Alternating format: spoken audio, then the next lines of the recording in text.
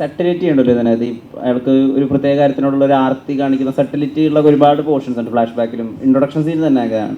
അപ്പം അവിടെ എന്തായിരുന്നു കമ്മ്യൂണിക്കേഷൻ? ഇയാളെ എങ്ങനെ ഇയാൾക്ക് ഒരു കാര്യത്തിനുള്ള ഒരു കൊതി എങ്ങനെ കാണിക്കണം, അതെങ്ങനെ കമ്മ്യൂണിക്കേറ്റ് ആവണമെന്നായിരുന്നു ഒരു ഡിസ്കഷൻ.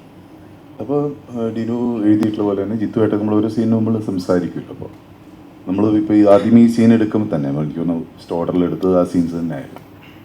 ഇപ്പോൾ എടുത്തപ്പോൾ നമ്മളതിൽ എവിടെയൊക്കെയോ എവിഡൻ്റ് ആയിട്ട് തോന്നും ഇയാൾക്കൊരു ഷെയ്ഡ് ഉണ്ടെന്ന് തോന്നും. അപ്പോൾ അങ്ങനെ പോകണോ ജിത്തു, നമ്മൾ ഒളിച്ചു വെച്ചിട്ട് പിന്നെ റിവീൽഡായാൽ മതി. ജിത്തുവിന് കിട്ടിപ്പോയിക്കോട്ടെ. അങ്ങനെ നമ്മൾ തുടക്കത്തിൽ അങ്ങനെ തന്നെയാണ് ആൻ്റണി എസ്റ്റാബ്ലിഷ് ചെയ്യുന്നതും കൊണ്ടുപോകുന്നതും. ആ ഒരു ചെറിയൊരു കറപ്ഷൻ്റെ ഏരിയയൊക്കെ ഉണ്ട്, കറക്ഷൻ്റെ ഏരിയയൊക്കെ ഉണ്ട്.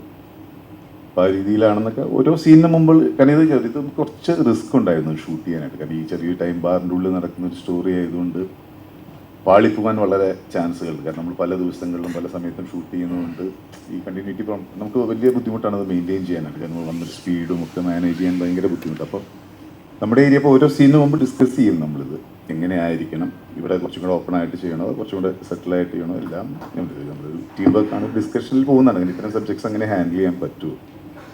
അപ്പം നമ്മുടെ ജഡ്ജ്മെൻറ്റിൽ കറക്റ്റ് എന്താണെന്ന് തോന്നുന്നു ആ രീതിയിൽ പോകുന്നു. പിന്നെ ടോട്ടലി കാണുമ്പോൾ അത് ഓക്കെ ആയിരിക്കുന്നത് നമ്മളൊരു തീരുമാനമാണ്. വർക്കൗട്ട് ആവുമെന്ന് നമ്മൾ വിചാരിക്കണം. വർക്കൗട്ടായാലും സന്തോഷം.